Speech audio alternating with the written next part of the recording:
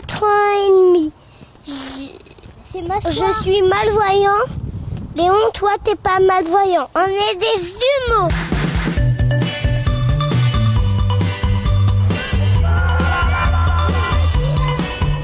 Ça fait partie des pathologies qui sont rares, donc c'est associé un peu aux maladies orphelines. Ça se développe très très tôt pendant l'enfance, en intra-utérin, et ça entraîne en fait une malformation du système nerveux central, donc une malformation des nerfs optiques.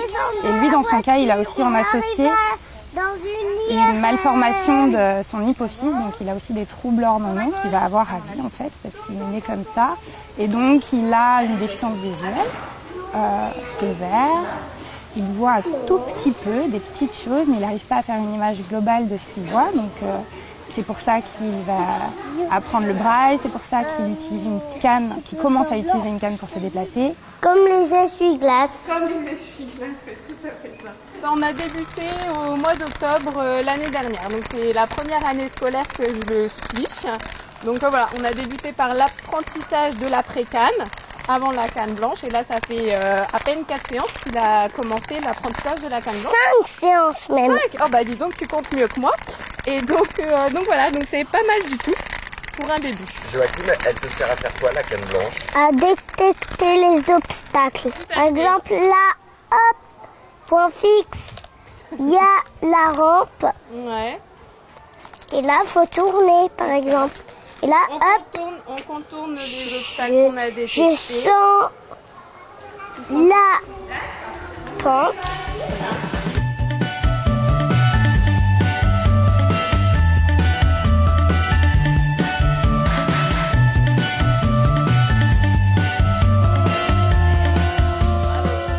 Le fait de se retrouver en situation de handicap, c'est assez compliqué pour une famille. Il y a tout un tas de démarches à réaliser. Elles ne sont pas forcément simples. Et il y a beaucoup de familles qui sont vraiment en difficulté là-dessus. On est un petit peu seul face à ça, à cette espèce de montagne de dossiers administratifs à monter dans tous les sens. Nous, on a pu le faire et puis on a réussi à avoir probablement vraiment un contexte d'aide bien adapté à ses besoins. Elle est AVS en fait.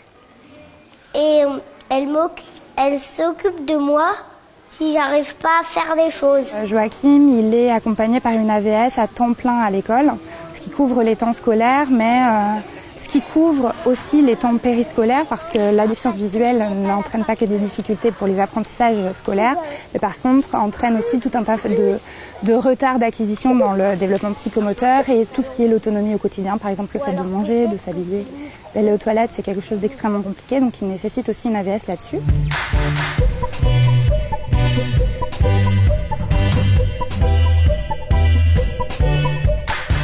L'annonce du handicap a été très violent en fait à l'hôpital. Au début, non, Joachim, vous inquiétez pas, il n'y aura rien. 2 mois après, oui, il semble qu'il y a un souci. 1 mois encore après, non, mais vous inquiétez pas. Et ça a duré 8 mois en tout. Et le dernier coup, on nous dit oui, bah, il y a un gros souci et on nous annonce par téléphone que Joachim est non-voyant. Alors ça arrange un petit peu parce qu'il est que malvoyant, mais voilà, ça s'est fait par téléphone. Et souvent l'annonce du handicap en fait aux parents est super violente quoi. Et avec tous les parents que j'ai rencontrés, l'annonce a toujours été mal faite ou on prend pas le temps un petit peu de poser les choses quoi. Et il faut se dire que les premières paroles là qu'on vous annonce que votre enfant est en situation de handicap, c'est des choses qui resteront gravées vraiment dans la tête quoi. Les enfants à l'école de leur âge, il n'y a pas trop de regard entre malveillant ou trop bienveillant, j'ai envie de dire quoi. C'est plus dans la société où voilà, on parle d'accessibilité. La loi de 2005, ça fait quand même 14 ans que tout devrait être à peu près aux normes, mais on voit que c'est toujours compliqué. L'association qu'on a créée, c'est un peu ça, c'est aussi un peu de casser tous ces codes du handicap et de montrer que bah, voilà, toutes les personnes en situation de handicap peuvent vraiment développer des projets énormes, que ce soit dans le sport, dans la culture, dans des entreprises, enfin, un peu dans tout quoi. Et c'est juste réussir voilà, à adapter certaines situations dans la société où voilà, où ça peut être compliqué, comme arriver à un feu qui ne soit pas sonore, et ben, ils auront besoin de quelqu'un pour leur dire si c'est rouge ou vert, mais sinon ils peuvent se débrouiller très bien. Tu seras Léon le prit prat prout prit. Les deux s'entendent bien, ils ont leur relation à eux, elle est toute naturelle. Nous, on n'a pas fait grand-chose autour de ça. On est juste vigilant à ce que la place de chacun soit respectée et que chacun ait son propre espace pour grandir et que tout ne soit pas juste orienté autour de Joachim parce que c'est pas du tout ce qu'il faudrait. Moi, je suis ultra bien, super unique.